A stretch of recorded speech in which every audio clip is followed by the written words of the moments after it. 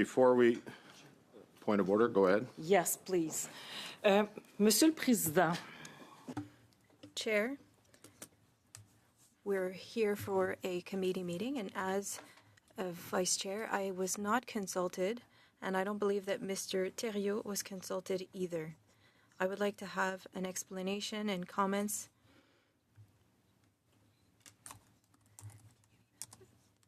The parties were not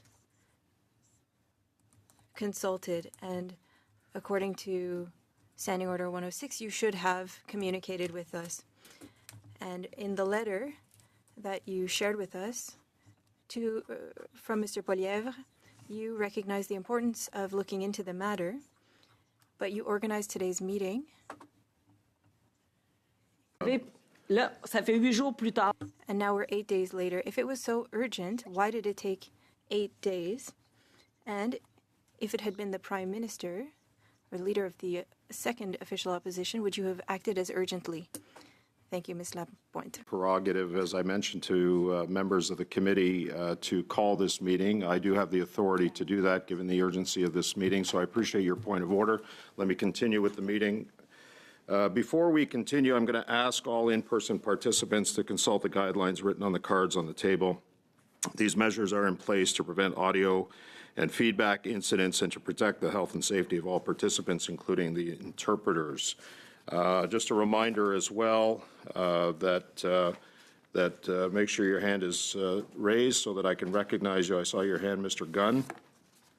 So welcome to meeting number 49 of the House of Commons Standing Committee on Access to Information, Privacy and Ethics. Today's meeting is taking place in a hybrid format. Pursuant to the standing orders, members can attend in person in the room and remotely using the Zoom application. As members are aware, last week I did receive a letter from the Leader of the Opposition asking to convene a meeting of the committee, and in my response to that letter, I said that I would put the matter before the committee because of the broad public concern and questions raised following the joint announcement of the Premier of BC and the Prime Minister. I also stated as well that it would be up to the majority of members to pursue this matter further if they so choose. So here we are. With that, I open the floor to discussion. I look forward to a constructive and informative discussion. Mr. Gunn, you have the floor. Go ahead. Thank you, Chair. I'd like to start by moving a motion that given that Prime Minister Mark Carney recently announced a plan to bail out developers, bankers, and investors by using taxpayer dollars to purchase more than 2,200 unsold condominium units in British Columbia. B, this bailout will not make housing more affordable, but will prevent a price correction from taking place, preserving high prices for developers rather than lowering them for British Columbians trying to enter the housing market. C, questions remain about which ministers were lobbied and by whom in the lead up to this announcement. D, questions remain about which developers and lenders will benefit from this bailout, which condo units will be eligible, how prices will be determined, which financing tools will be used. Go ahead, Ms. Jagger, point of order. Good to see you, Chair. Chair, is the motion available in French? It is. It's going to be distributed to the members of the committee by the clerk in both official languages. So you should have it by now. Thank you. Mr. Gunn, if you want to start from the top, go ahead. I will. Thank you, Chair. So the motion again, that given that A, Prime Minister Mark Carney recently announced a plan to bail out developers, bankers, and investors by using taxpayer dollars to purchase more than 2,200 unsold condominium units in British Columbia. B, that this bailout will not make housing more affordable, but will prevent a price correction from taking place, preserving high prices for developers rather than lowering them for British Columbians trying to enter the housing market. Point of order. C. Go ahead on a point of order, Ms. Jagger. Thank you, Chair. I just don't see it in my inbox. I just wanted to see if I'm on the list, and perhaps as a regular member who actually attends this committee, perhaps the new ones have received it. Okay, Madam Clerk, can you confirm that the email has been sent to Ms. Jagger? Yep, personal email. Personal email, Ms. Jagger. And all staff. Thank you. Mr. Gunn, you can start from the top again, please. On a point of order, Mr. Go Chair. ahead, Mr. Mantle, on a point of order. I understand there's an issue with Parleview as well right now. Maybe we could have the clerk investigate that. Okay, I'm going to, is there an issue with Parleview? I'm not watching Parview at the same time I watch the meeting, but I can check. Okay.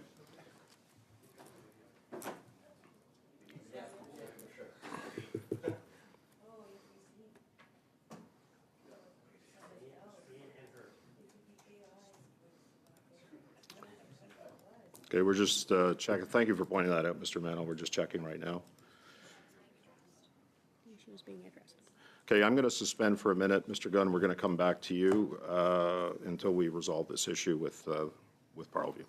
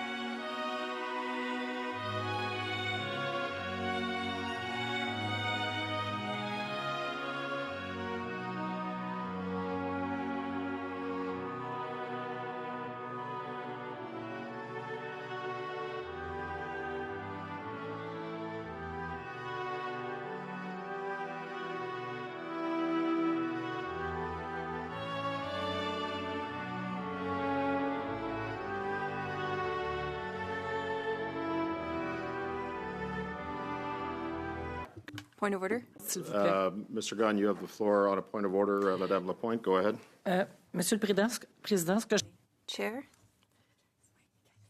I understood that the video feed was not working, and so I would like to raise my point of order from earlier again.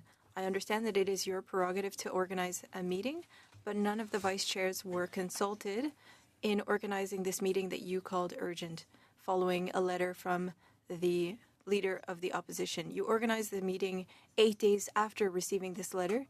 Would you have done the same had the letter come from Mr. Blanchette or Mr. Carney? That's a question I've been asking myself. Because we have Standing Order 106 regarding consulting.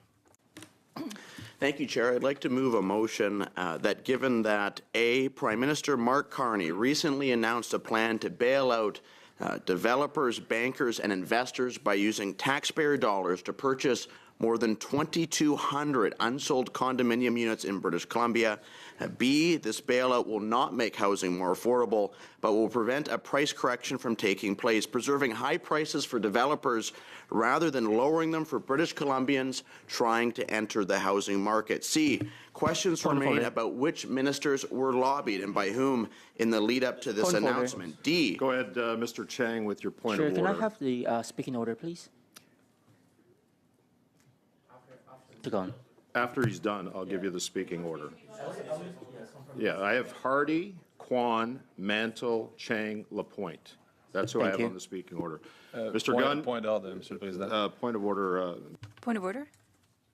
I would just like to remind everyone that a point of order is not used to ask a question. A point of order is to flag something that's not working.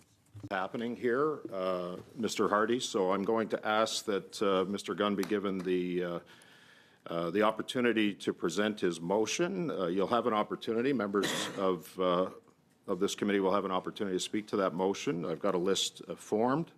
Mr. Gunn. Perfect. Thank you, Chair. Start at the top. We'll again, start at the please. top again. I'd like to move this motion that given that A, Prime Minister Mark Carney recently announced a plan to bail out developers, bankers, and investors by using taxpayer dollars to purchase more than 2,200 unsold condominium units in British Columbia.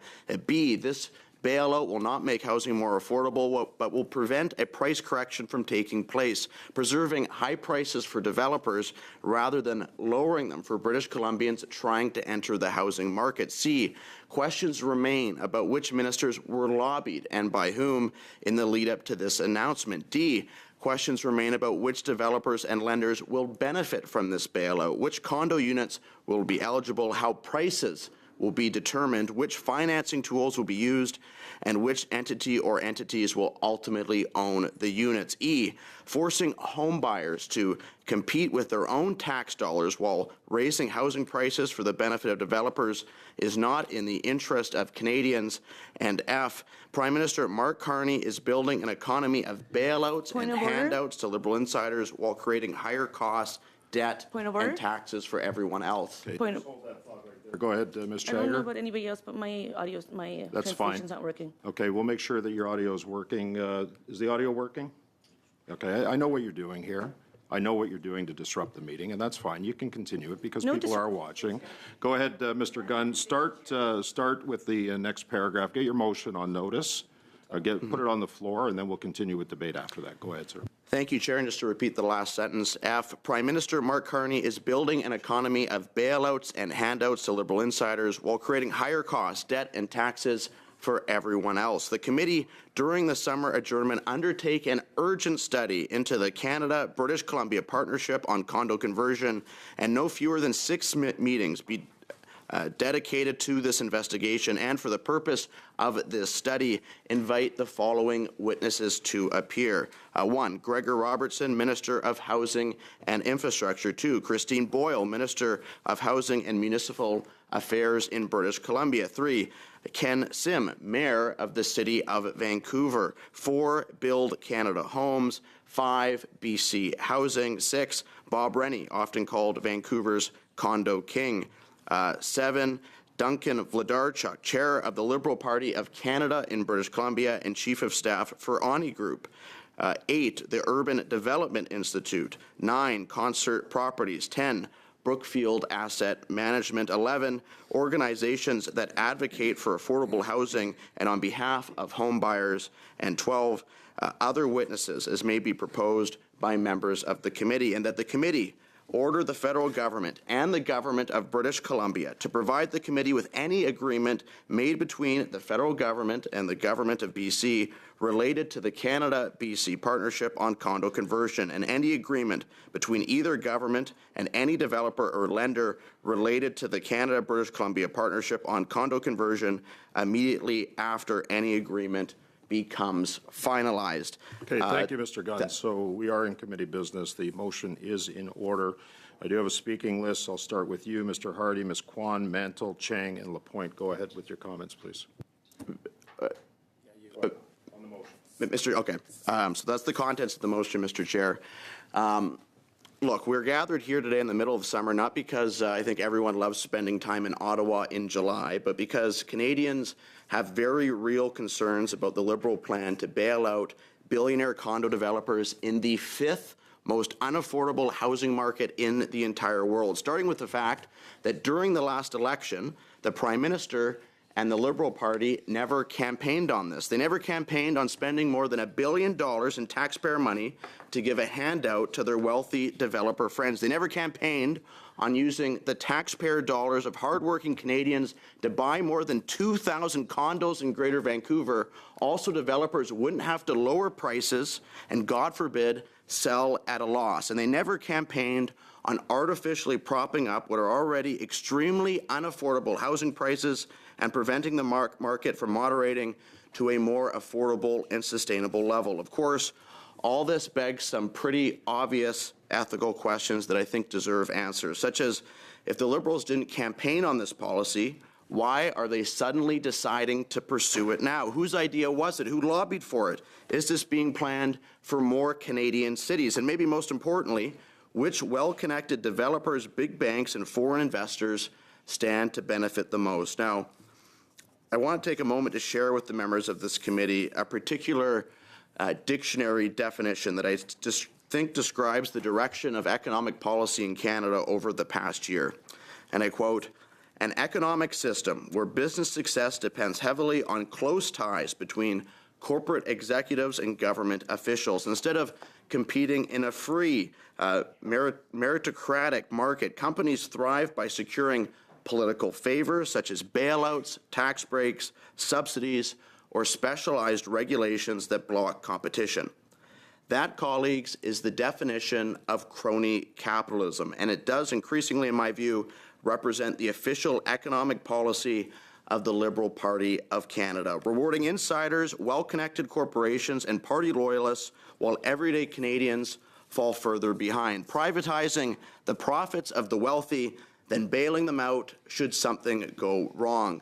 And as one of the millennial members of Parliament, I also have to point out how insane the generational inequity of this policy truly is, handing out huge sums of money to developers who have made billions over the past 20 years, paid for with tax dollars by those who are still trying to enter the housing market for the very first time. It is yet another generational transfer of wealth that creates no new units of housing while rewarding those who built and priced condos that nobody could afford.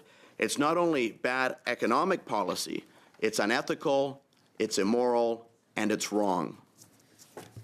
Okay, thank you, Mr. Gunn. Mr. Hardy, sur la motion, s'il vous plaît. Merci, Monsieur le Président. Thank you, Chair. We're in the middle of summer, and we're here in Ottawa. I heard earlier that it makes no sense how taxpayer dollars is going to be spent. And we need to shed a light on all of this before over $1 billion, $1,450 million is spent, and we need to shed a light on what's happening. We needed to urgently meet before things move forward so that we could look into the issue. One of our last meetings here was with Minister Champagne. He said to me very directly, and he came to respond to our questions, but he said something that I found interesting. He said that the Ethics Committee needs to base its conclusions on facts. So let's look at the facts. And that's what I think we need to focus on. This is not a partisan investigation. And perhaps the colleagues across the room don't have all the facts at hand. And it's following all of these facts that we want to look into this and understand how these projects are moving forward. Let's start with the facts, as I said. June 18th, 2026. 2 days before the adjournment of Parliament, the Prime Minister was still not at Parliament. He was often outside of Parliament. He announced $1.45 billion for 2,200 unsold condos in BC. So again, for condos that are not selling. So, well, with Build Canada Homes, they're saying we're going to convert this into affordable housing. 2,200 unsold condo units. $660,000 per condo. That's supposed to be considered affordable? And we see that these developers will give the information in the fall, no questions to be asked, it's announced, but we're not receiving any answers to our questions, and this is when we're starting to see issues, and we need to shed a light on this over the summer. When Parliament sleeps, people still need to be awake and watching what happens. It's not because we won't be able to ask questions during a question period that questions don't need to be asked. Is there a conflict of interest here? That's a new question. There was an article published just when Parliament was adjourning. 17 times the ethics screen for the Prime Minister were activated. 17 times. So these are direct employees of the Prime Minister who trigger this screen. So there are potential conflicts of interest. There are issues that we need to ask questions on.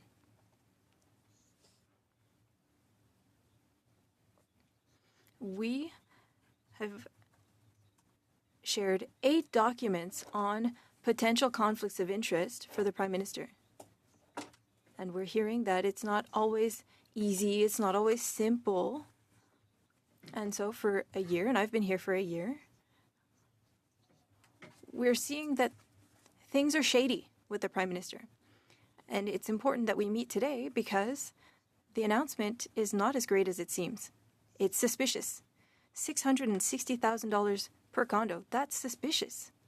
So we need to see why we're spending taxpayer dollars in such a way. And I'll continue. The Prime Minister often finds a way to be involved in everything. And I'll give an example. In Mirabel, there was an announcement for planes. 28 days earlier, Brookfield became co-owners of a business that needed planes desperately in Mirabel. The committee hadn't been able to ask questions on that because every time that we table a motion, we're told that we're conspiracy theorists, but there are all sorts of things of this sort happening. And it's legitimate that we ask questions. Brookfield Asset Management is in the list of witnesses that we are requesting because, again, the Prime Minister is always involved in everything. And one might wonder that, is it actually a coincidence that Brookfield is always around? These questions are legitimate and we need to receive answers. And this does not seem to be the intention of my colleagues across the way to answer these questions. They're doing everything that they can so that we don't move forward.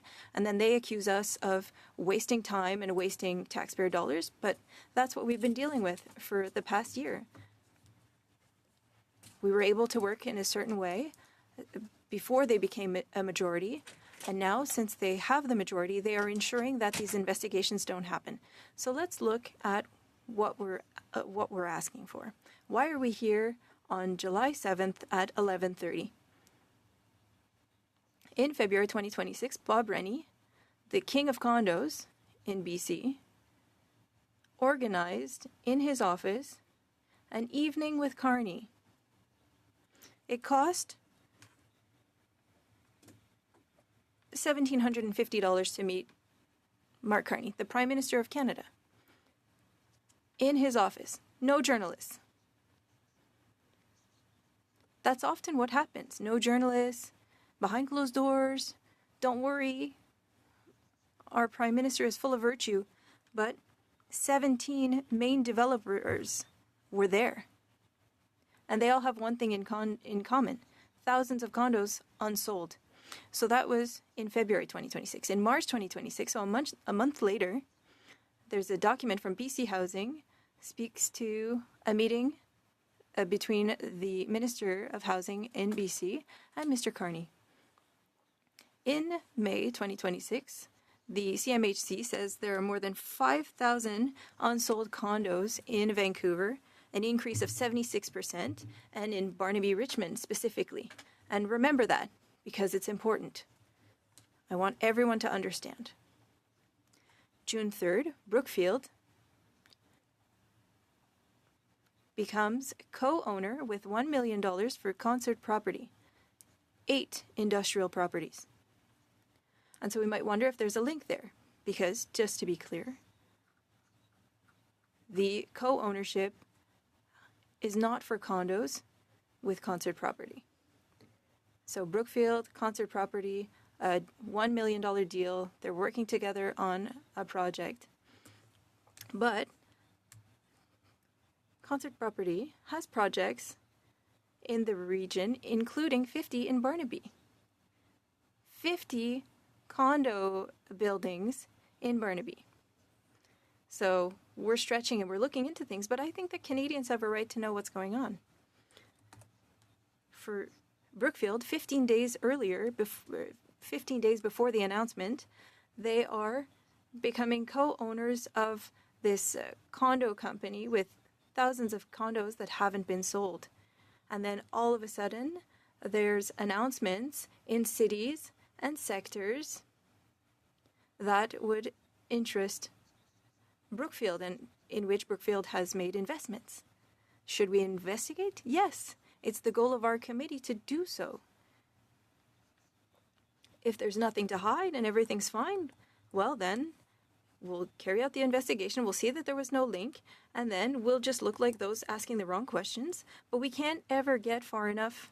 We never even get any answers. So there's the link between Barnaby and Brookfield. And that's why they were named in the motion. Concert Properties, who created a partnership with Brookfield 15 days before the announcement, will be among the developers from whom the government will be purchasing these condos in the fall. These are just facts. They're not presumptions. They're not accusations. We want to know whether or not they will be among those who will see their condos bought.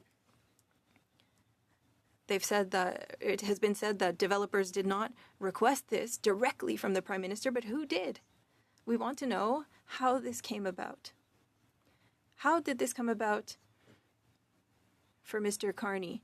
How did you organize all of these meetings with developers who are paying to meet with him, and then you end up with a plan to purchase these condos, and condos from these generous liberal donors, and there's another Brookfield element, and it's up to us to ask questions. We can't be told that we shouldn't. We need to do our work as a committee. We're asking the Liberals to accept that we will hear from witnesses. We will ask the witnesses to explain what happened, and then we'll hear the facts. But we can't even make it there. $659,000 a door. Is that really affordable? I don't know where in Canada $659K is considered affordable, but if for the Liberals paying $659K per door is affordable, there's a problem. I can guarantee that the average Canadian family can't purchase a condo for $659K. Imagine for a house. So if the government is sending a message that that's considered an affordable price, something's not working. Why would you pay over $1 billion with public funds to purchase 2,500 condos? And when we look at the facts, Vancouver is the fifth most expensive area in the world. And there are things that have been done to make the prices go down. If you're a foreign buyer, you're not a Canadian, there's going to be an extra tax. We don't want people from outside the country to purchase these condos, make the prices go up, and not live in them, because then Canadians can't buy them. No Airbnbs. That's finished. We wanted to make the prices go down. Apologies. So, there will be a time where condos aren't selling because of this, and then the market will go down. Supply and demand. Simple. It's not even complicated. At some point, developers that wanted to sell for too much will have a hard time selling. They'll be forced to sell for less, at a discount, at a loss maybe. And who's going to benefit from that? Canadian families. Because when one comes down, the other comes down, and the market comes down. That's what was happening. So the left hand is working to bring down prices, but then the right hand is like, oh, no, actually, I'm going to purchase all of this. I'm going to avoid the market going down, and I'm going to pay for this with taxpayer dollars. So everyone's paying the price.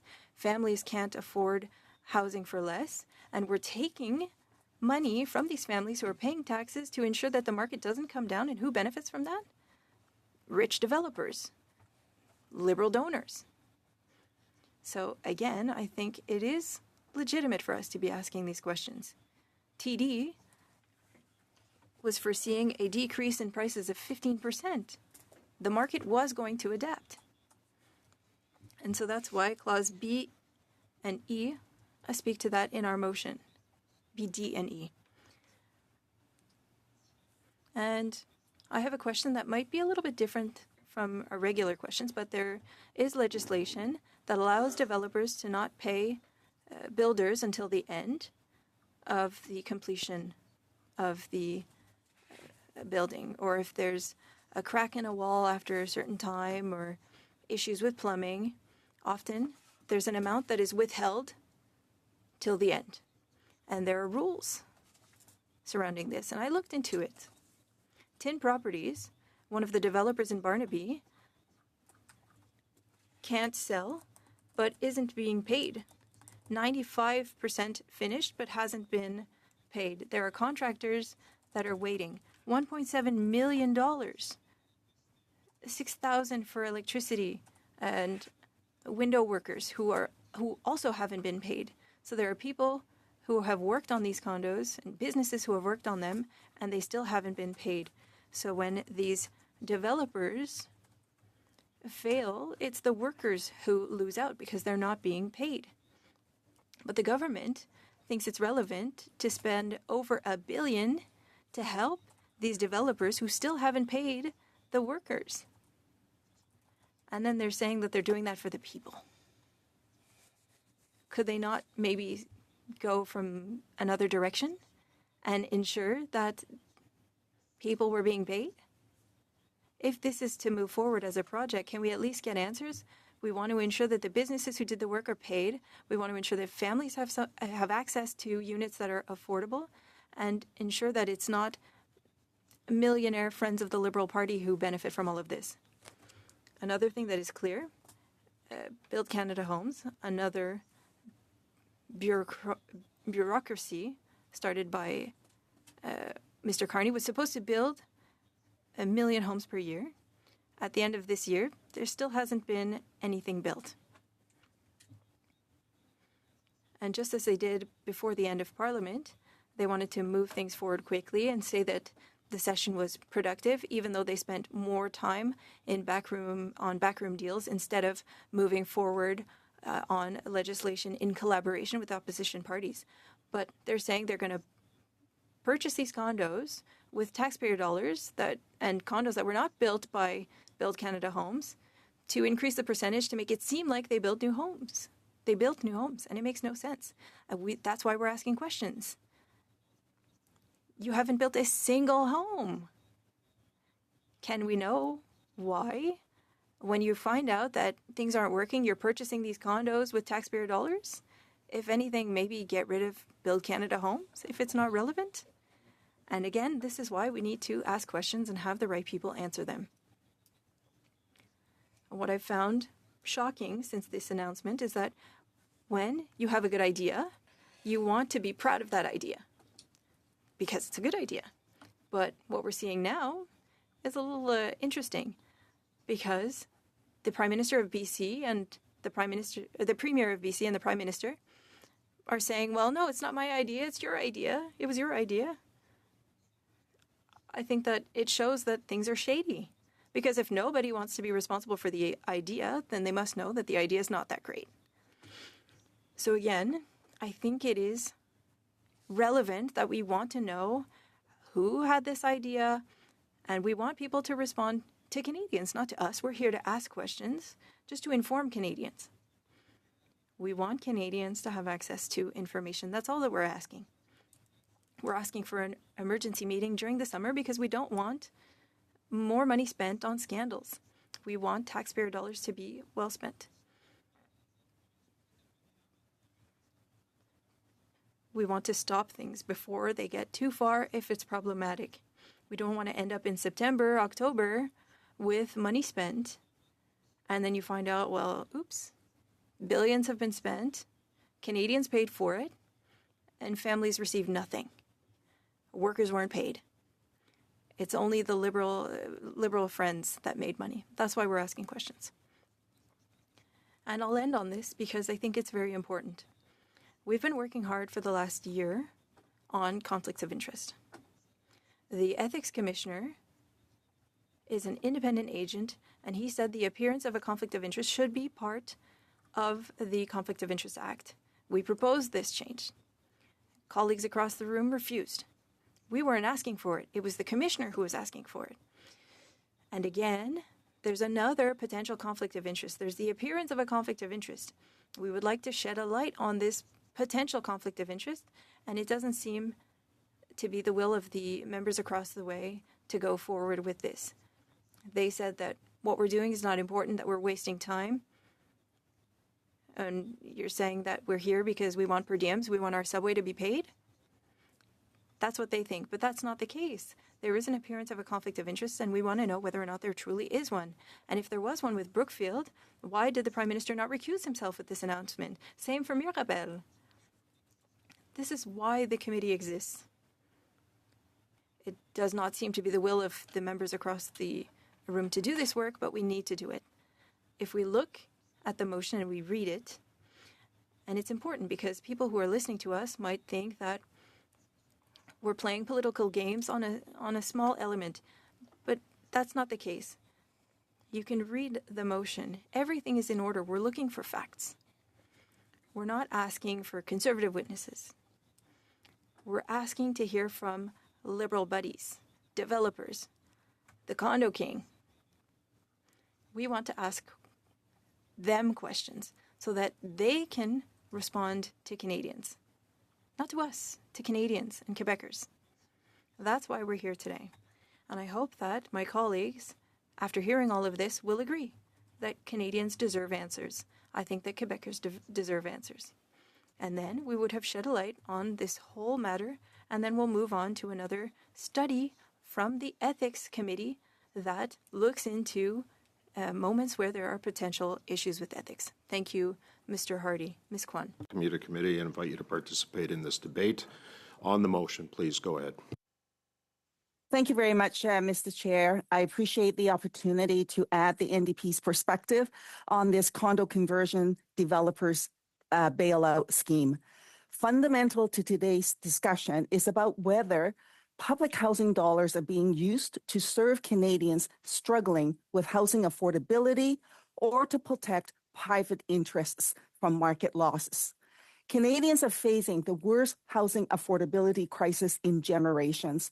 Renters are struggling, first-time home buyers are locked out of the market, homelessness continues to rise, nonprofit housing providers, cooperatives, Indigenous housing organizations, and municipalities all are calling for sustained investments in affordable housing. Yet, the government's response is to use public funds to purchase unsold condominium units from developers. While the federal and BC governments continue to speak about creating pathways to affordable home ownership, yet their decision to purchase existing distressed condominium units raises important questions about whether their public policy is addressing the root causes of housing unaffordability. The Carney government's rollout of affordable housing policies is fundamentally flawed in its design from the outset. In fact, virtually every announcement to date betrays Carney's election promise of, quote, build big, build bold, build now. Make no mistake, this latest announcement of the condo conversion is massive bailout for developers, even though the Prime Minister wants to pass it off as affordable housing.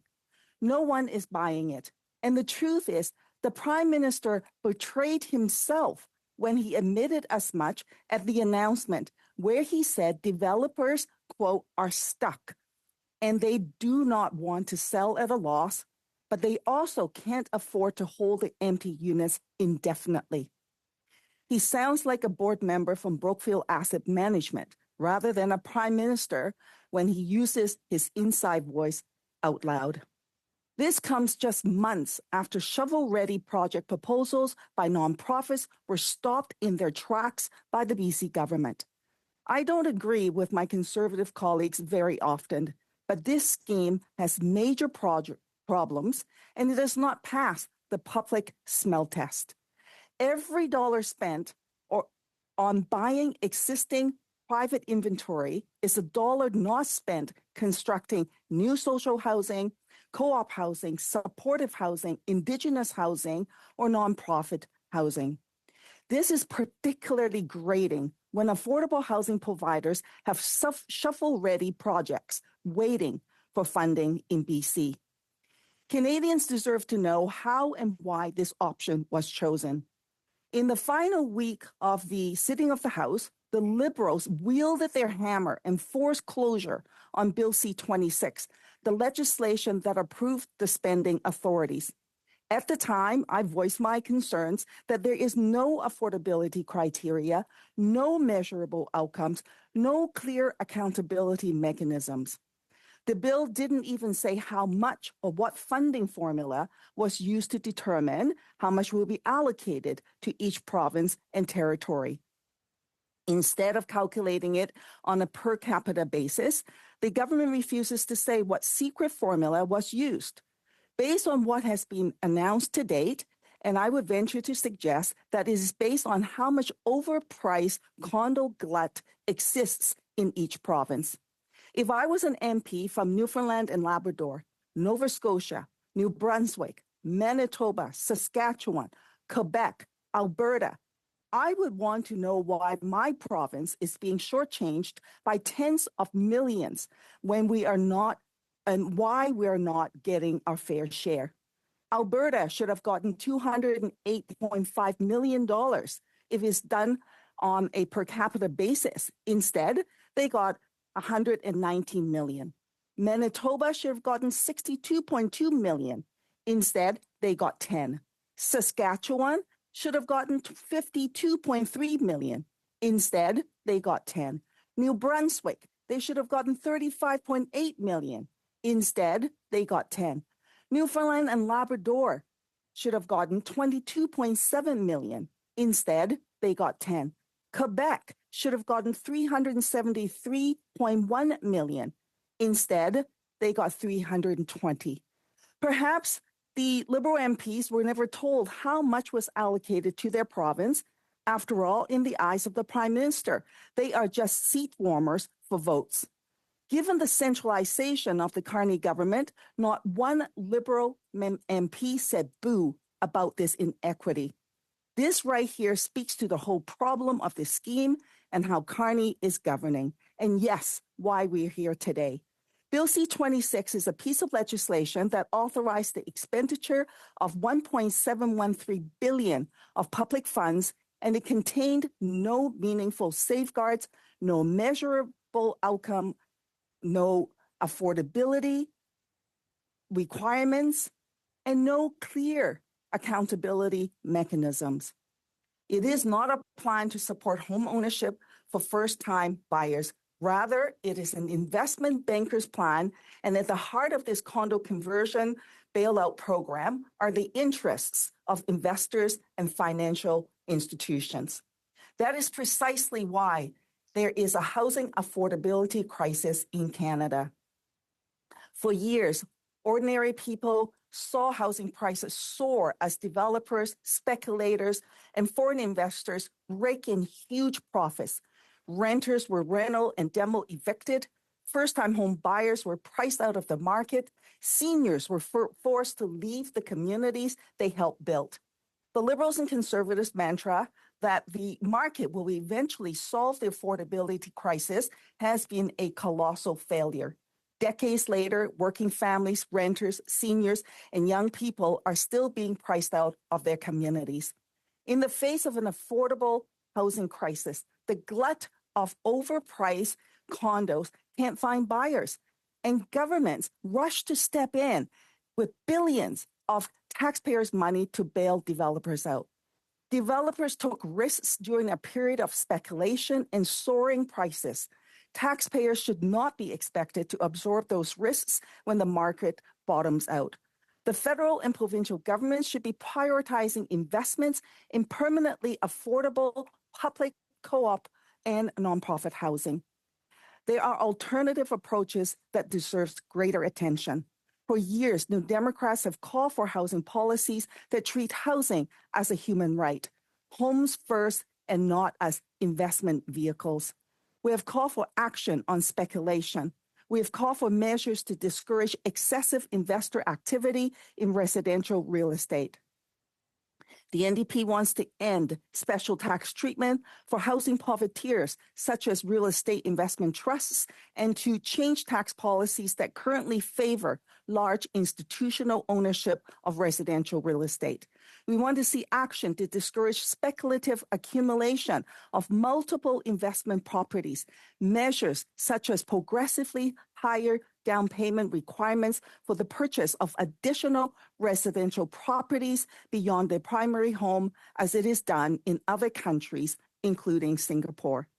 These types of reforms prioritizes the treatment of housing as a primary home and discourage housing profiteering and create a level playing field for first-time home buyers.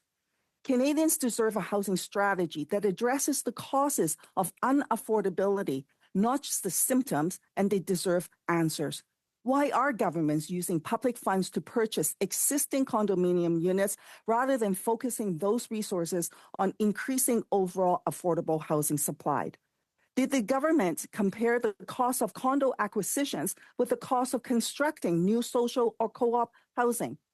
How many units could be created through new construction or partnerships with nonprofit housing providers for the same concept and level of public investment? Why are shovel-ready nonprofit housing projects not receiving equivalent priority? How will the government determine which developers' overpriced condo glut will be the chosen ones for this bailout? Is it the people who attended this special meeting with the Prime Minister in secret? How will the purchase price be determined? By how much will developers benefit from this bailout? What performance indicators will be used to evaluate this program? What analysis has been conducted on the impact of these purchases on local housing markets and first-time buyers? According to the Premier, most of these units will be out of the Metro Vancouver region.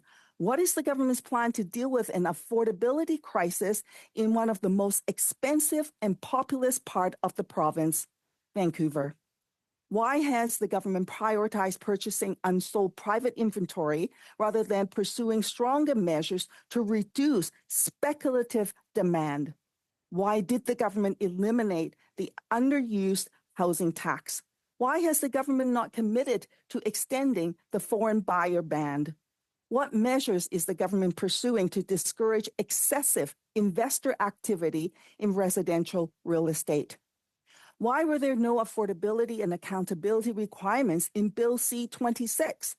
Officials said housing market conditions data was used to formulate the allocation of the funds to provinces and territories. Will the government publicly disclose the data used?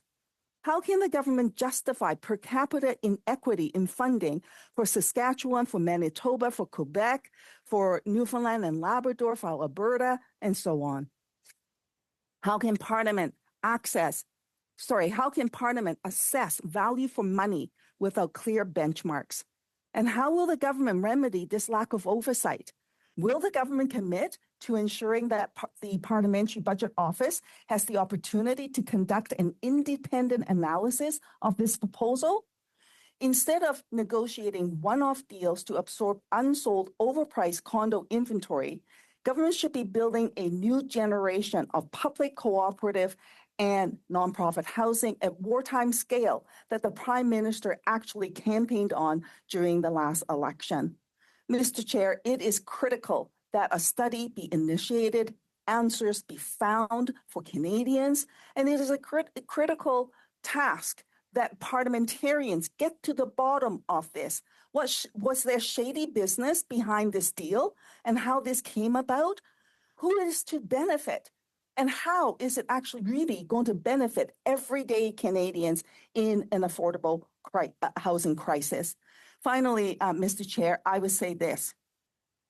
While I support the motion put forward, I would suggest that other witnesses, such as Jill Aki from the BC Nonprofit Housing Association, Andy Yan from SFU, Susan Tatouche from the Vancouver Aboriginal Friendship Center Society, people from the nonprofit sector, people who actually have been working hard to build nonprofit housing, to address the affordability housing crisis to the table. They deserve a seat at this table on this conversation and for answers to be sought. We all do. Canadians deserve answers from this government for us to get to the bottom of this situation and to ensure that there is accountability for the government going forward. Thank you so much, Mr. Chair. Okay, thank you, Ms. Kwan. I'll just note as well, the last part of your comments there, you talked about having other organizations. Part of the motion is that organizations that advocate for affordable housing and on behalf of home buyers and other witnesses as may be proposed by members of the committee. So it's in the motion, not specifically named, but I just wanted you to be aware of that. Mr. Mantle, then followed by Mr. Chang, Madame Lapointe, et Mr. Thériault. Je crois que ton main. I think that I saw your hand raised. Please. Thank you, Mr. Chair. I'm pleased to be here this morning to debate what is, in my view, actually a very simple motion, straightforward, to have this committee, the Ethics Committee, review the recently announced Canada-BC partnership on condo conversion, or what has more colloquially become known as the condo bailout. Now, this motion would request that individuals who are involved with the bailout to appear before this committee, including the Minister of Housing, Gregor Robertson, and the Build Canada Homes bureaucracy, of course. And it also requests the federal and provincial governments to provide the committee with written documentation and agreements with respect to the condo bailout. Two things that are squarely within the mandate of committees to send for people and for papers to get answers for Canadians. And that's why this study is necessary. We need some transparency in this condo bailout. We need answers to some basic questions. And at the top of that list is who benefits, Mr. Speaker, Mr. Chair, who benefits? In other words, who asked for this bailout? Which condo units, which buildings will be bought? What prices will be paid? Who will be eligible to buy or rent these condos? And beyond just the mechanics of the bailout itself, the proposal from the Liberal government raises some very real ethical considerations respecting the close relationship between the Minister of Housing, the Prime Minister on the one hand, and Liberal donors and developers on the other. And Mr. Chair, just a note on your prerogative, because I heard some criticism earlier, and I'm sure we might hear some more from our Liberal colleagues. But of course, the standing orders empower you as a chair to call a meeting, and I'm always pleased to see committee chairs doing their job, which is chairing meetings, calling committee meetings to investigate matters within the committee's purview. In contrast, we've seen Liberal chairs cancel meetings. So it's ironic to hear criticism that we would have a meeting as parliamentarians to discuss an issue of importance to Canadians, while seeing Liberal chairs on the other side cancel meetings because they don't want to do their job. Now, I won't say it's all Liberal chairs. There are some Liberal chairs that are admirable. I think of Mrs. Scrow, who has not cancelled a meeting out of for any untoward reason. And so chairs like that and yourself should be commended for doing their job, not criticized for it. Now, I'd ask my Liberal members to help me make sense of this, because this whole bailout just doesn't make any sense to me. Mark Carney used to take the advice of his banker mentor, Bob Hurst, who said that, quote, if something doesn't make sense, it doesn't make sense. And if it doesn't make sense, he said you should run, because you should never buy simply on trust. But today, the Prime Minister is asking us to accept this bailout on trust. And that doesn't make any sense. In a normal functioning market, excess supply of unsold condos would typically lead to one or both of the following. First, price reductions to clear that supply. So developers would lower their asking price until that price and demand matches supply. That's economics 101, supply and demand. Young Canadians at that point would be able to purchase those condos at the new lower equilibrium price. And as an MP from a generation who has been consistently shut out of the market for the last 10 years, it's insane to me to see a program that would continue to shut out my colleagues and friends in this generation. Now, second, if developers simply refuse to lower their prices, and we know that's what they've told the Prime Minister, because they said they don't want to sell at a loss. The Prime Minister said they're stuck. He wants to help them out. Now, if they don't want to lower their prices, the costs to carry those units remain. And so they might face the losses of that, distressed sales, bankruptcies. So banks or new buyers would acquire those units at discounted prices in distress. And the losses in those cases would be borne by the party that took the risk. But instead, the plan that we have been presented with is to use taxpayer dollars to socialize those losses while developers avoid the full consequences of their actions. So maybe they can help me make sense of that. What also doesn't make sense, Mr. Chair, is this desperate letter that was sent by the Minister of Housing last night, I think at 10:30 or later p.m. last night, to the members of this committee, trying desperately, clearly, to give members of the Liberal Party the cover they need. Sorry, Mr. Mantle, the letter was actually received this morning. This morning, okay, Just so you're aware. Excellent. So the letter that was received even later to the committee members, which is clearly an attempt by the minister to give the Liberal members cover to avoid this study. But this letter provides no new information, provides no new explanations, and restates some of the unpersuasive arguments that the government has previously made. For example, the minister says that this committee should wait for more details before undertaking a study. Well, I would respond, first of all, that it was the minister and this government that announced this program. Should they not have the information and the details available before they announce a program? And number two, if the minister would like to provide more details, we are requesting him to come to this committee and provide them. Now, second, he says the intent of the program is to purchase at below, quote, market rates. Well, that's a little vague, because we've heard both discussion of costs, purchasing at costs, and purchasing at market. And those are two very different things. So I'd like to know what the cost of those units was and what the market rate the government is proposing to pay for them, and if there's any delta between those two. Again, the minister could come and explain that. And he rehashes and trots out this analogy, which is unfortunately extremely inapt, that when you buy something on liquidation, you don't say to yourself, I'm supporting a bailout for the store. Now, that is an inapt analogy because we're not at liquidation. If we wanted to buy on liquidation, the government would let these go into distress or let the banks and the developers absorb those losses and then buy them at an even reduced price. In fact, what they're doing is preventing the liquidation sale at the cost and expense of the taxpayer and at the cost and the expense of the next generation of homebuyers. And lastly, the minister tries to address our concern and this committee's concern about who was lobbied for this program. And he says, quote, that neither himself nor the Prime Minister were, quote, directly lobbied. That's interesting language, directly lobbied. So were they indirectly lobbied? Were their staff, instead of them, directly lobbied? Maybe we'll see that in disclosures when those are in the future published. And maybe we won't, and that will raise further questions. Now,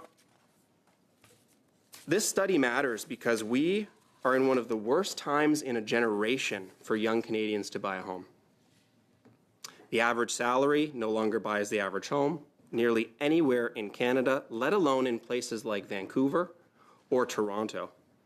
Home prices have outpaced income growth for a decade while this party was in government, and that means that the price-to-income ratio for a home has risen dramatically. And the age of first-time home buyers is higher than it has ever been, about 36 nationally, about 40 in Toronto, and 46 in Vancouver. That has real consequences for families. Family formation is delayed, and people don't even start families because of these concerns with owning a home. And those ages are amongst the highest in the world. And even if you scrape your way into the market, mortgage payments today are eating up a larger and larger share of your income, over 50% of income. We call that being house poor. Now, the missing middle, they did an analysis about 2 years ago, I think it was, showing across the entire OECD that Canada has the worst housing affordability of all the countries in the OECD.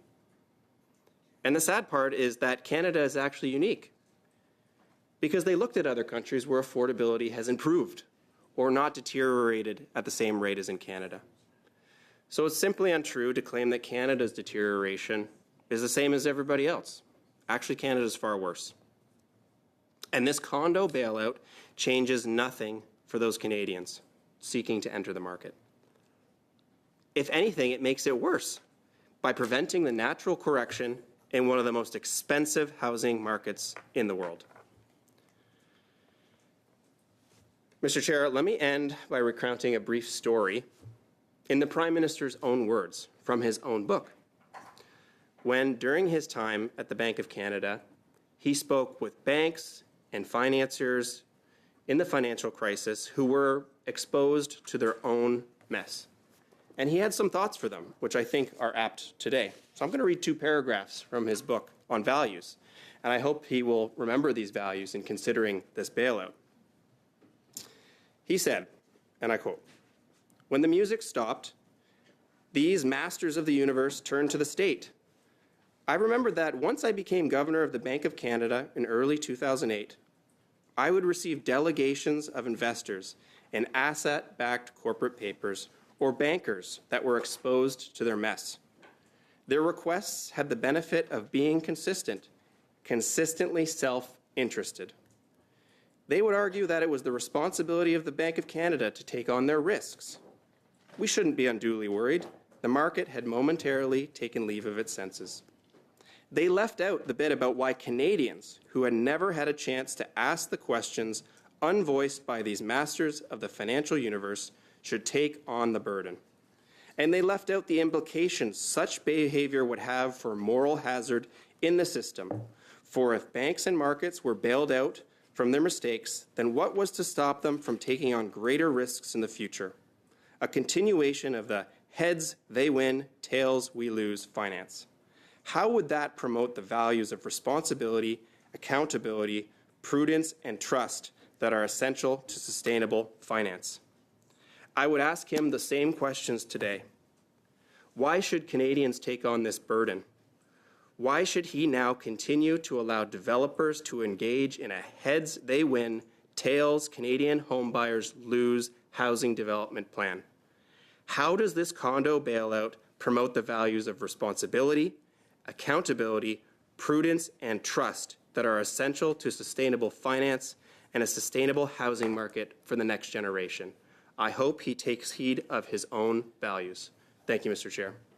Thank you, Mr. Mantle. Mr. Chang, I have you next. Go ahead on the motion. Thank you, Mr. Chair. We are sitting here talking about a program in the process of being designed by the BC government to meet the priorities they have set provincially and address an issue that is within their jurisdiction. The federal government is respecting that as a provincial priority and taking action to help facilitate, as Canadians expect of cooperative federalism. I also think it's worth reminding Canadians that the condo conversion program that brings us today has not even been finalized. The BC government has said that the details will become available on the coming weeks.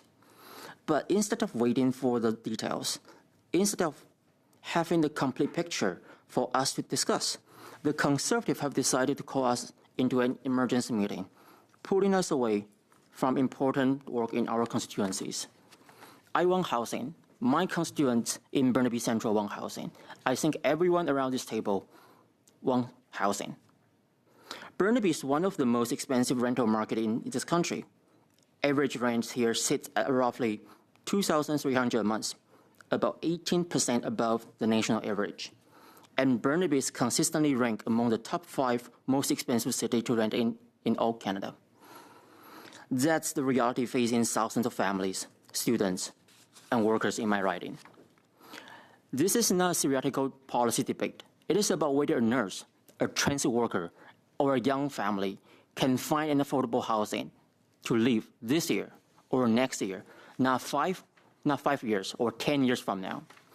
The Canada-BC Condo Conversion Partnership will convert more than 2,200 unsold move-in-ready condo units into affordable rent-to-own homes, making sure that homes that are already built instead of waiting years for new construction. And that's exactly the kind of fast action a rental market like Burnaby Central needs. This program does not stand alone. It is backed by real federal investment already in the region. For example, $2.5 billion over 10 years through the Canada Public Transit Fund, on top of $852 million already committed to TransLink and BC Transit, investment that directly serve Burnaby commuters and make transit-connected housing more viable. Also, nearly $1.6 billion in federal funding, matched by BC for up to $3.2 billion to cut DCC for multi-unit housing by up to 50% in priority communities, saving up to $40,000 per unit. This is about getting Burnaby renters and renters in BC into homes faster than waiting years for construction to catch up with the demand. Chair, at the end of the day, this committee has a choice. Spend more time debating speculation instead of solutions, or spend it getting families into homes. I know what my constituents in Burnaby Central expect from me and this committee, and it is not a political theater. Finally, to be very, very clear, the units will be acquired below market rate to be converted into affordable housing. Secondly, the overall contribution of the Government of Canada through the Build Canada Homes will be approximately $150 million, not billions. And finally, through a rent-to-own program, units will support home ownership for people that otherwise would not have been able to own a home. Let's get to work. Thank you, Mr. Chair. Okay, thank you, Mr. Chang. Madame Lapointe. Merci beaucoup, Monsieur le Président. Je voudrais commencer. Thank you, Chair. I would like to start by congratulating our colleague Richard Martel, who was named to the Senate today. It's great news. So I wanted to flag that, and I also wanted to welcome Mr. Luc Thériault, who is online today, and he's back for the first time since his operation. On the motion now, I would like to rectify some of the things stated by Mr. Hardy. We're not talking about billions of dollars. We're talking about an agreement between the federal government and BC on housing, $150 million. It's not the same amount that you stated earlier. This is an agreement with the province, and if you remember correctly, Mr. Hardy, the $10 billion that would allow the province to spend that funding according to its priorities, its provincial jurisdiction. I would also like to correct something that was said by Mr. Mantle. Ms. Gros did not cancel any meetings, but on June 18th here, our meeting was canceled at the last minute, the very last minute. The House adjourned at 3:30, and we found out at 3:25 that our meeting here was canceled. That was a serious lack of respect. So, if I want to come back to remarks made on the motion, I'm disappointed that the Conservatives chose to ignore our usual schedule and that they organized this meeting without any consultation of vice chairs, and I am one of those vice chairs. Apparently, this committee serves the leader of the official opposition. There were no discussions with members regarding the details of this meeting. And don't worry, I'll always be present for a meeting unless I have a family obligation that keeps me from participating. We heard about the meeting at the last minute. We heard information through social media. There are baseless accusations being made here. We're speaking about a program that is currently being worked on by the government of BC in order to respond to one of its provincial priorities. It's of provincial jurisdiction. This is a funding agreement between the federal government and the provincial government. Point of order. Apologies, Ms. Lapointe. Mr. Hardy, I just wanted us to clarify, because you're saying that you're clarifying facts, but when the Premier of BC says that it's coming from the federal government, we'd have to come back to that. That's debate, Mr. Hardy. Madame Lapointe.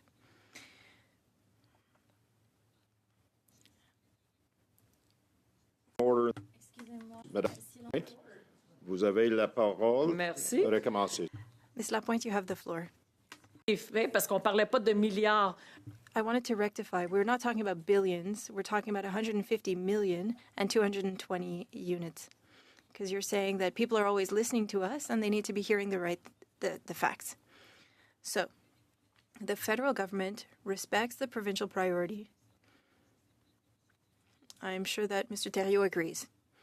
And the government is taking measures in order to act in a way that Canadians would expect.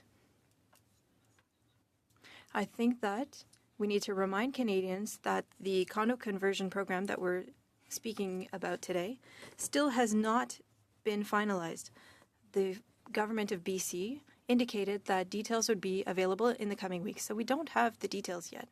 But instead of waiting for these details, instead of waiting for all of the information so that we can discuss it, the Conservatives decided to force a meeting, force an emergency meeting,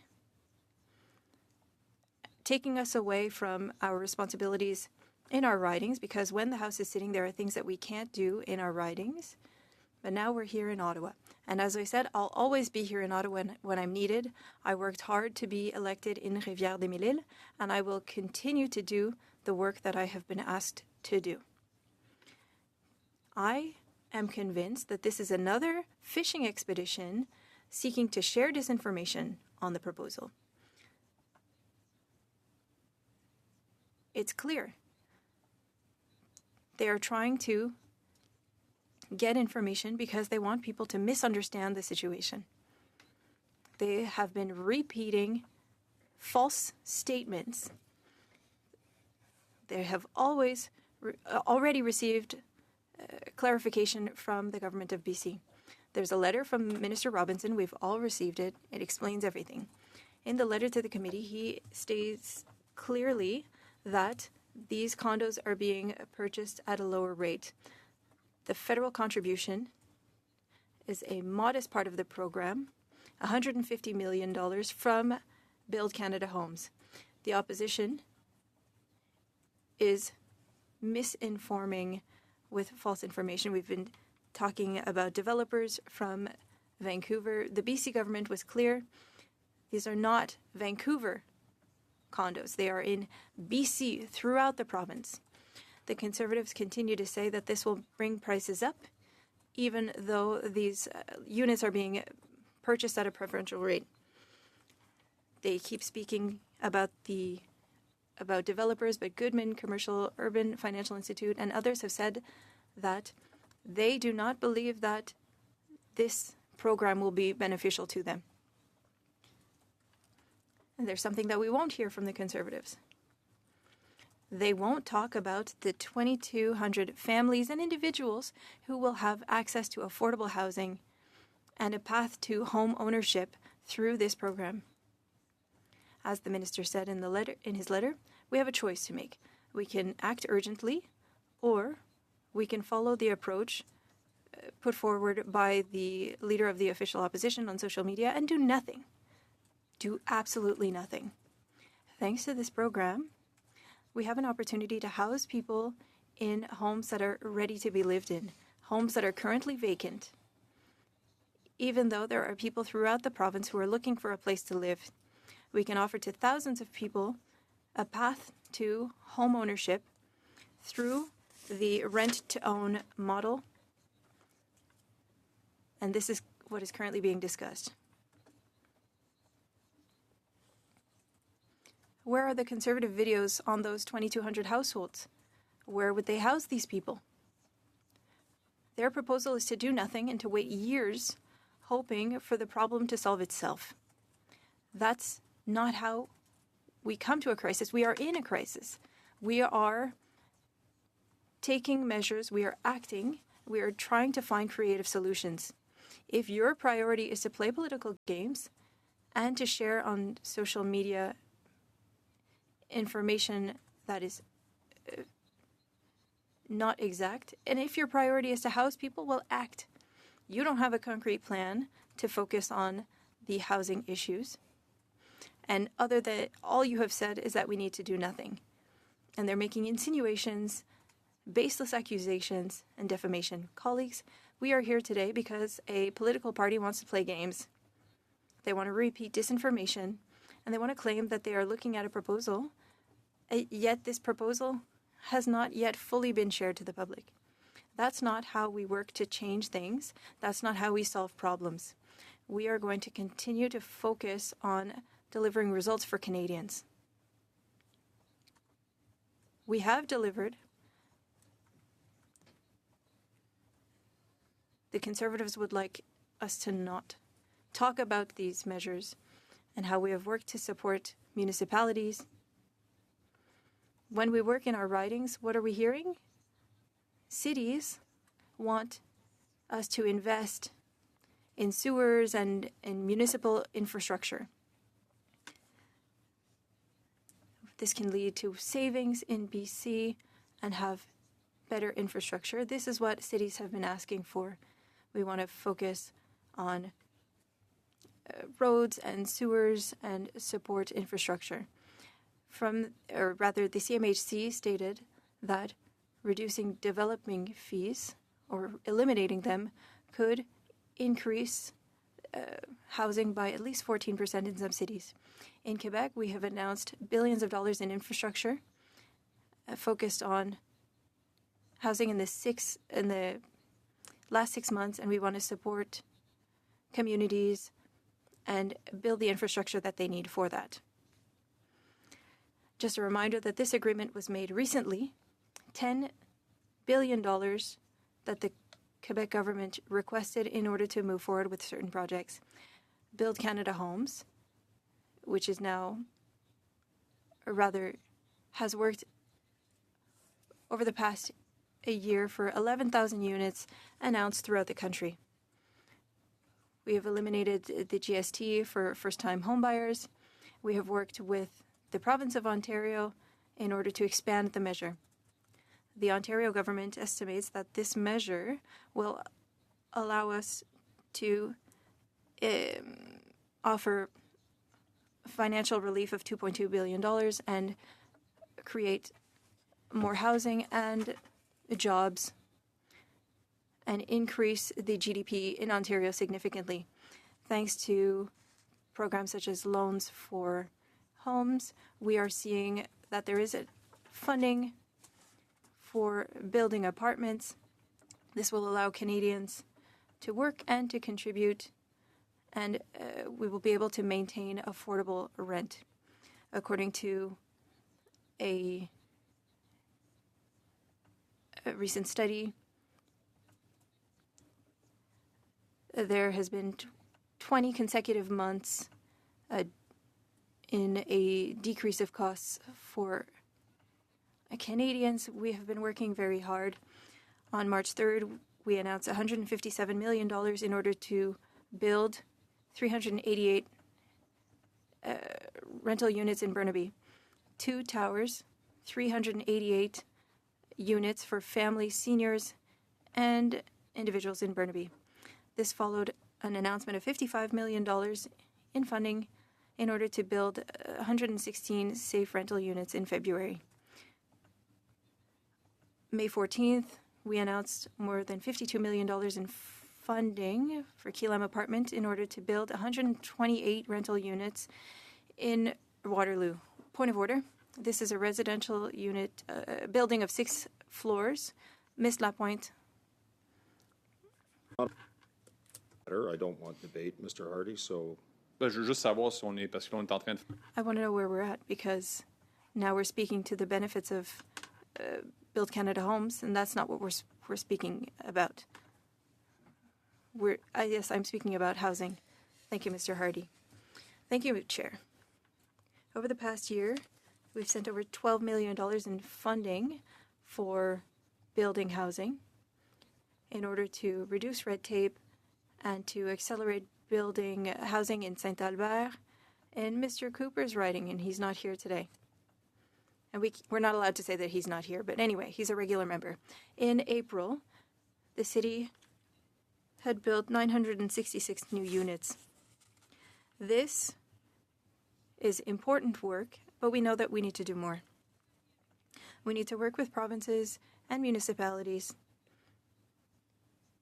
and respect their jurisdiction in order to harmonize legislation.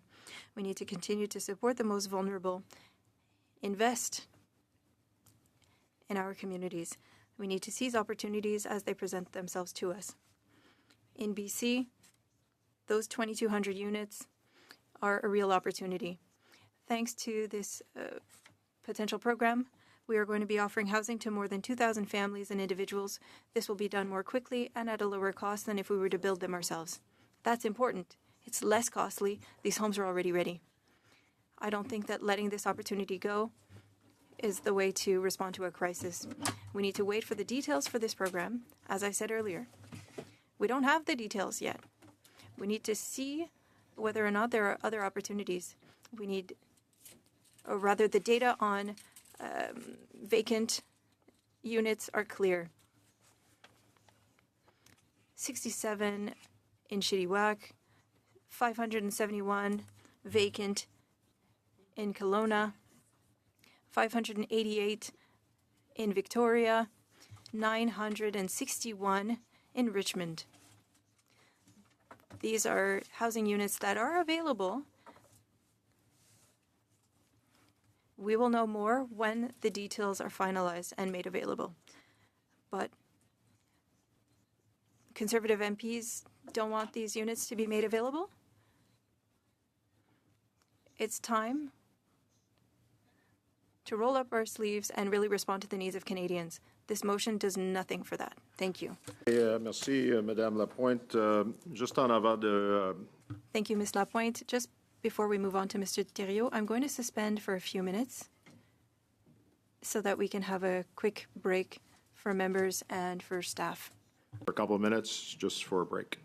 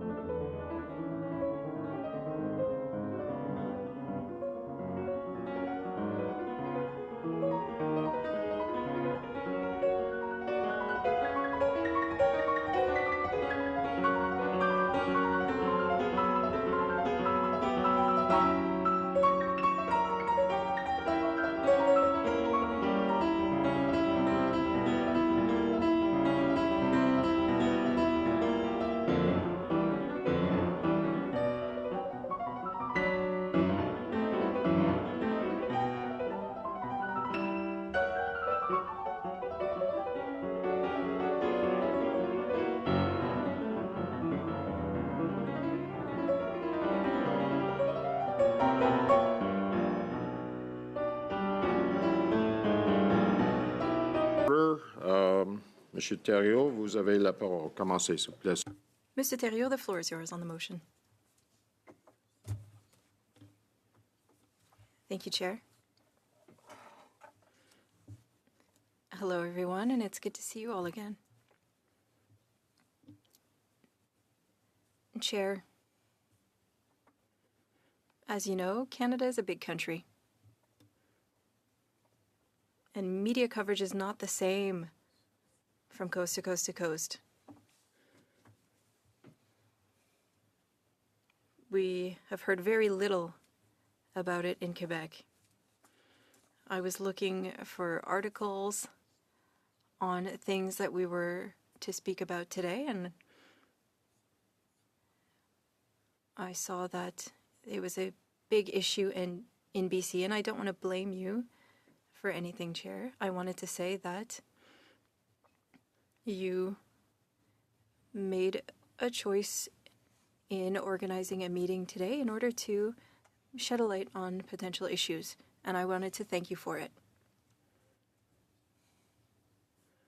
There are a number of things that I find concerning. I'm not going to repeat what has already been said. A lot of things were said.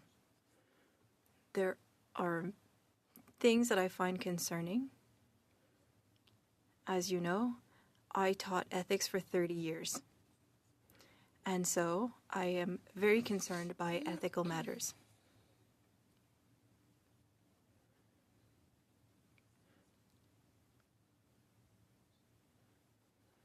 I always try to look at a situation and I try not to play political games with ethics. Politics and ethics go hand in hand. We want to focus on what should be done, and we need politics to move things forward. But today we don't have all of the information at hand in order to respond to all of the questions that have been asked. We don't have answers to questions asked by Ms. Kwan, who is the main person who is concerned by this, given that it is given that she is from that province. I agree with her on a lot of things, but don't agree on one thing. The Quebec government, accountable to its National Assembly, signs an agreement with the federal government, $320 million for housing. It's not from my seat at the House of Commons that I'm going to ask for accountability from the province of Quebec. Quebecers and Quebec political parties, official oppositions, they will be the ones to ask for accountability on that agreement that was signed between the Quebec government and the federal government. In this federation, there is something that exists. And you know how critical I am, but it has to do with jurisdiction. The Quebec government will be accountable to Quebecers, not on what they call a deficit of $320 million, but an agreement that was beneficial to them. And there will be an election soon in Quebec, and people will decide. This is important because there's part of the motion that I would have wanted to see beforehand, but I do understand that we are in politics here.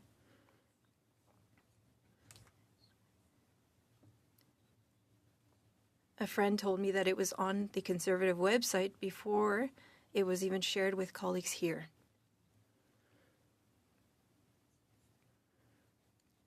People want to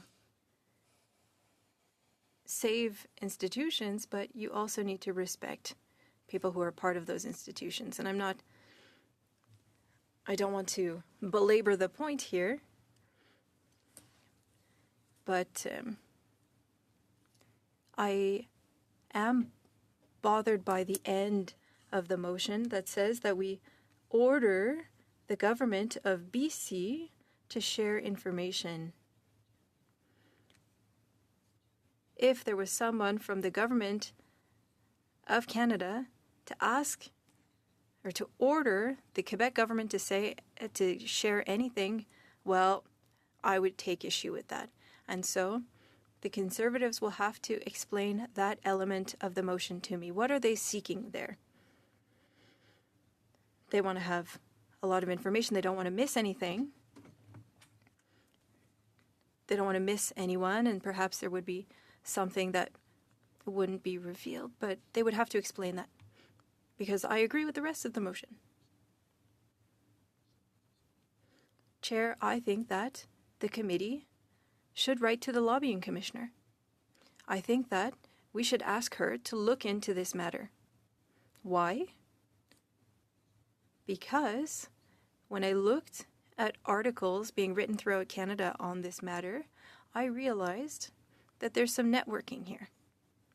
Political decisions sometimes happen given the people that we know.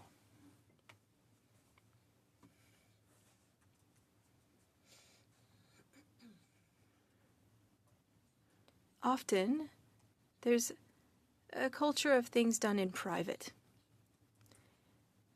And this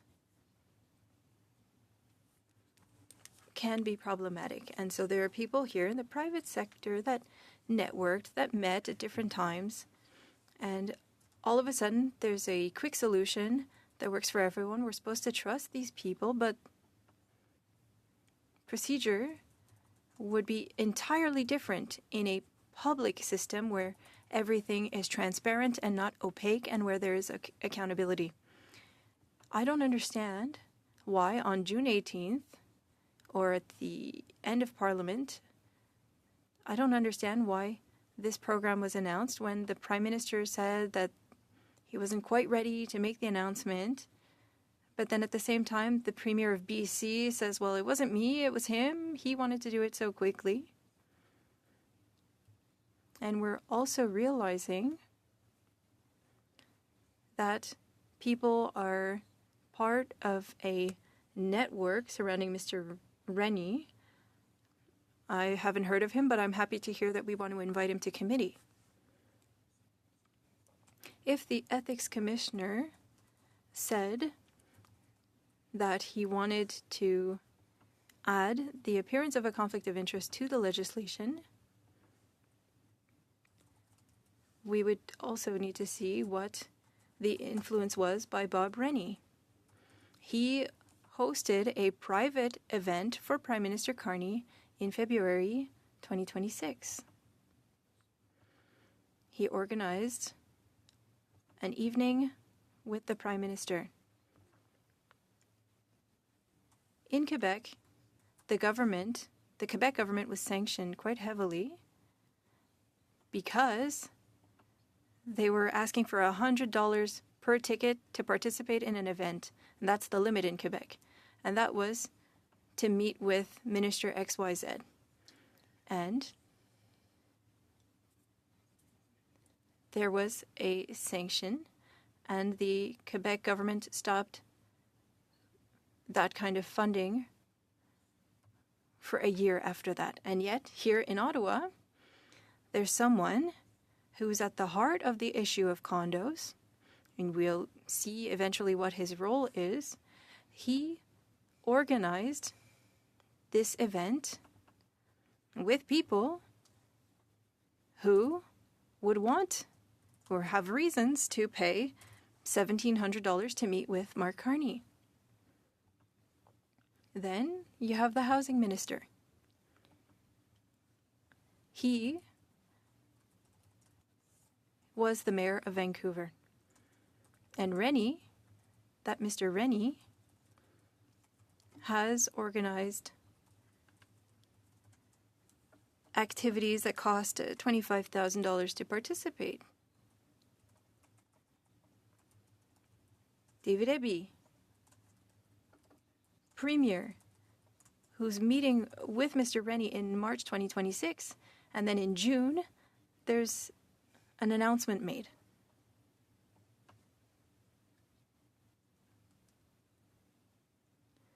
I don't understand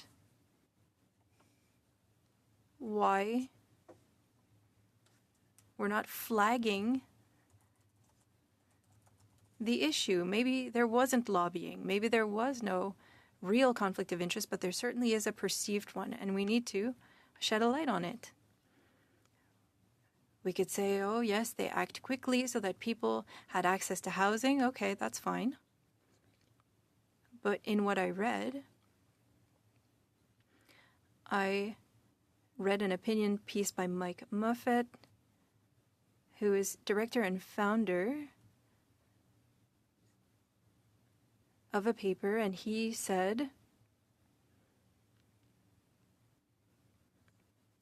that it's possible that the government negotiated a significant discount in purchasing these housing units. However,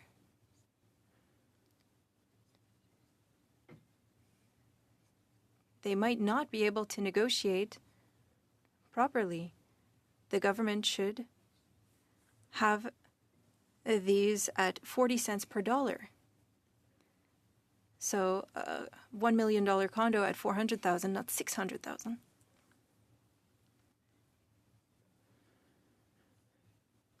And he says that if developers had a price close to what they were hoping for 3 years ago for the same housing, well then it would be a way out for these developers. We can't take a position on this. What I've understood from the Conservative motion is that we want to shed a light on the situation. We want answers to the questions that have been asked.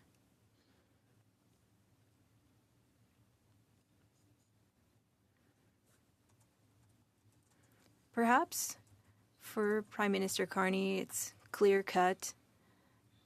This private culture is a good thing. Everyone wins and we move on. People will have access to housing, regardless of impact on the market and whether or not they go down. We're saving people who owe money to the banks. Is that why things are being done so quickly? But when you read all of the articles, well, this leads me to think that we absolutely need to carry out this study. Now, do we want to play political games or do we want to do something serious? I want us to do something serious. All while respecting the jurisdiction and responsibilities of provinces.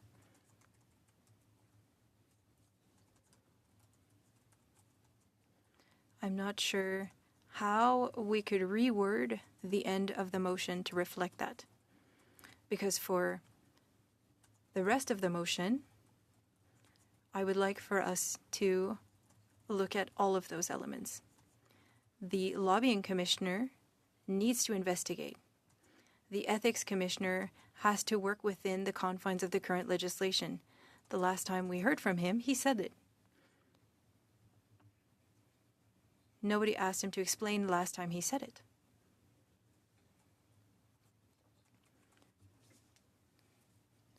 Perhaps his legislation is being properly used, that a screen was implemented. We don't know. We'll find out. But regarding networking and influence, I think that we do have something that we need to look into, Chair.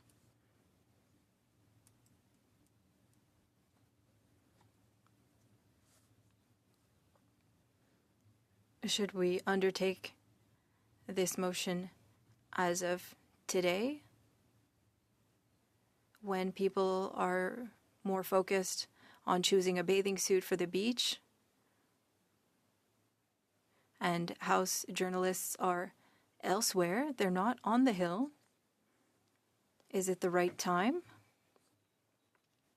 Will we have answers to our questions?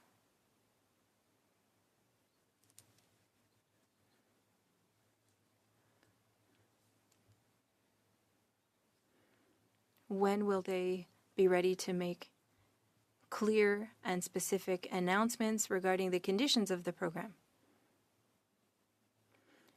Build Canada Homes has existed for about a year. Nothing's moving. When you call them, you don't receive a lot of information, and they're still in the development stage of who they are.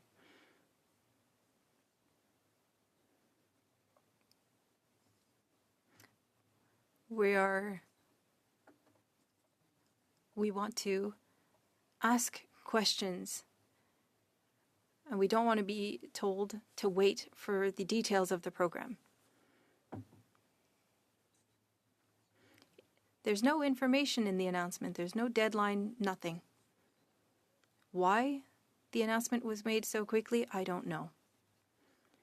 But my question is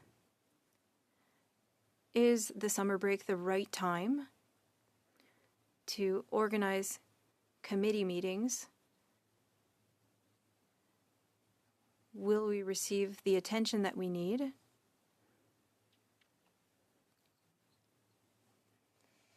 That's a relevant question to ask. And we don't want to play political games. We don't want to say the Liberals, the Bloc, the Conservatives, the NDP, nobody wants to work. That's not what I'm talking about. It's about resources. It's about being able to do the necessary research. As you know, we are in writing mode as soon as Parliament adjourns. And so this requires different logistics. We have two worlds. We have the parliamentary world as MPs, and we have the writing world. These are two parallel worlds that need to work together, and depending on the time of year, one takes priority over the other. And Ms. Lapointe has political background, and she understands what I'm saying, and she said it very clearly. It's not because I have anything to hide. I want this study. I want it to have the necessary impact and attention. And I don't know how many people are currently paying attention to this. I don't know how many journalists are following this. How many are listening to the deliberations? Because if there is somebody focused on this, they're going to try asking questions, but they won't be getting any answers because at the time that we are currently speaking, the government and the minister still don't know what the direction is. So that's what I had to say for now, Chair. Thank you. Merci. Thank you, Mr. Thériault. One of the things that you brought up was the last paragraph and the ability of the committee to order. This is something that I underlined on my sheet, so it's an appropriate thing, I believe, to bring up. We have the ability to compel documents from the federal government, but whether we have that authority, for example, as you cited to the province of British Columbia, is something that perhaps needs to be further addressed in this motion. So I appreciate you bringing that up. Mr. El-Soud, you have the floor. Go ahead. Thank you, Chair. It's always a privilege to speak on behalf of the great people of Mississauga Centre. We've heard it on a couple occasions already over the course of this committee session, this notion of what falls within our mandate as a government, the priorities that we were elected on. And it seems that there's doubt around this table what that is, and so I will remind people that when we were knocking on doors a year and some months ago, what we heard every day at those doors was from young people who wanted to enter the housing market, families looking to grow and upsize in their homes, seniors looking to downsize. And they made clear that what they wanted was an increase in affordable supply housing. That is what they wanted. And so we stand here having this conversation as to whether that is what our government is doing and what we're fulfilling as a mandate currently. Simultaneously, what's put forward, and I say this for the interest of Canadians watching us at home right now,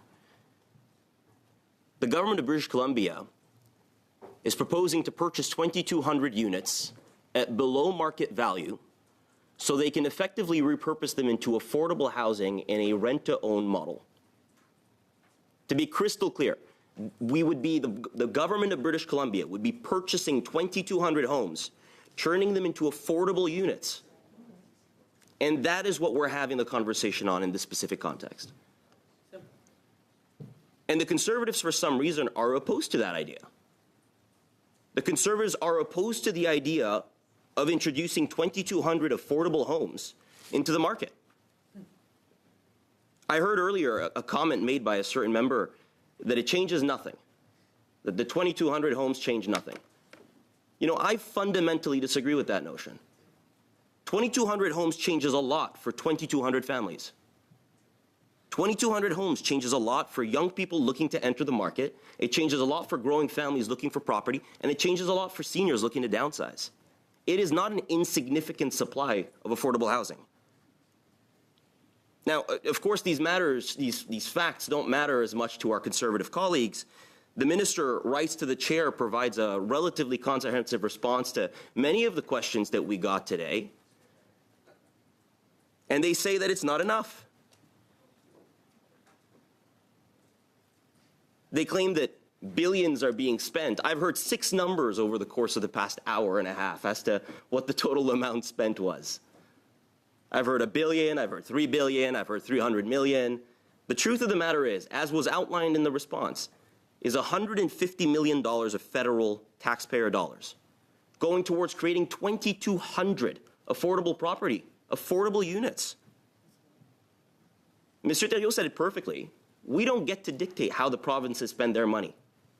Our job as a government is to work in partnership with them, to deliver on a mutual mandate, and that is what we're doing. The mandate that we both have is affordable housing. Those are the only 2 words that matter in this specific context. Affordable housing for young Canadians looking to enter the market, affordable housing for growing families, affordable housing for seniors. 2,200 units. To Mr. Thériault's point, I wholeheartedly agree with him on this. We don't currently have enough information to debate this in good faith. And I choose the words good faith earnestly here. To quote Mr. Thériault, is the summer adjournment the best time to do this? For most members of Parliament, the summer is the greatest possible opportunity to re-engage constituents, to spend time with the people who've elected us, who send us to Ottawa.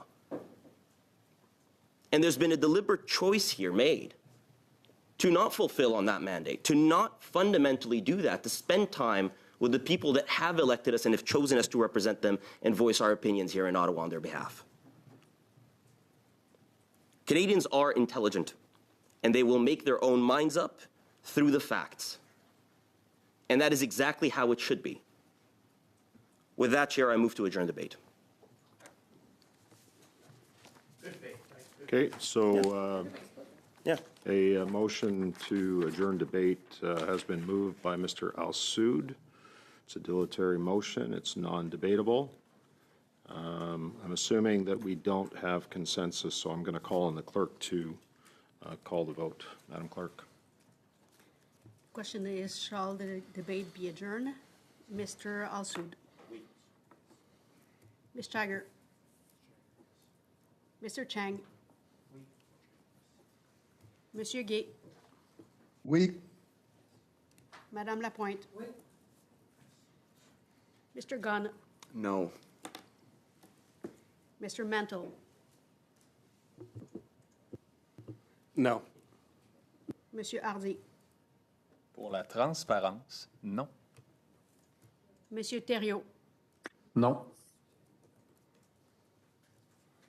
Yeas 5 pour 5, nays 4 contre 4.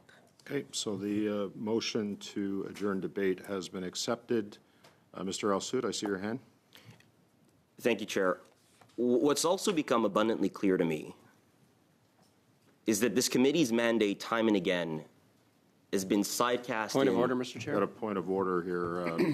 Sorry, what's... Sorry, Mr. Sood, was that a point of order that you were making It there? was not a point of order. Well, not a point of order? There's not a matter for debate before the committee at the moment, so Yeah, I'm not sure I this don't is know what you're appropriate. debating. I'd like to sir. put a notice on, a motion on notice. Motion on notice? Yes, Okay. sir. So I'm you can moving put a motion on you can notice. put the motion on notice. I'm moving the motion on notice. Go ahead, sir. We're still under committee business.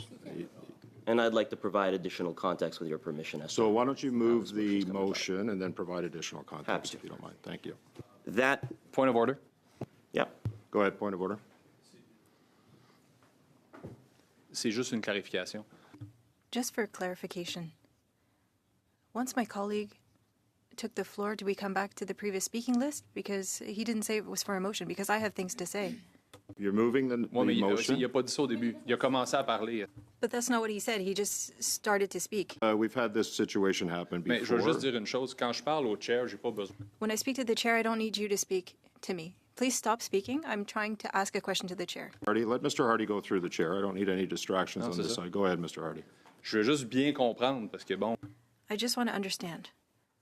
Because he started speaking without saying he was going to be tabling a motion. We had a speaking list. I had things to say. So, on what we were talking about. The ability to speak on the motion. On the motion, On the mais- motion, Mr. Hardy. Oui. But the meeting hadn't adjourned at this point, so we're still under committee business. Mm-hmm. So Mr. Al-Sood can move his motion, which he stated clearly that he wants to do, which is fine. He can make comments on the motion, but I expect that he will be moving a motion, at which point you'll have an opportunity to speak. So go ahead, Mr. Al-Sood, please. Thank you, Chair. It's very courteous of you. The motion reads as follows, that in relation to the committee's future business, it be agreed that the next meeting be dedicated to the statutory review of the Lobbying Act before concluding the witness testimony. Following the conclusion of the statutory review of the Lobbying Act study, the committee dedicate its next 4 regularly scheduled meetings to the study on the use of AI and algorithmic pricing. 3, following the conclusion of the study on the use of AI and algorithmic pricing, the committee dedicate its next 8 regularly scheduled meetings to the review of the Privacy Act. And 4, the Thursday before every sitting week, the chair provide the committee with a working calendar of the committee's work for the next 4 regularly scheduled meetings. To provide additional context as to why I move this motion, it has become abundantly clear to me over the course of the past few months since I have joined this committee that despite Point the of fact order, that Mr. we've... Chair. Go ahead on your point of order. Mr. Chair, my understanding is moving notice of a motion, which is fine. He can put a motion on notice, but to debate the motion would be out of order because the motion has not been moved. Are you talking with the chair, just to make sure? When you initially said that you're putting a notice on motion, or a motion on notice, I'll take that as you putting the notice on motion, which can be debated at the next regularly scheduled meeting. So I'm going to adjourn the meeting right now.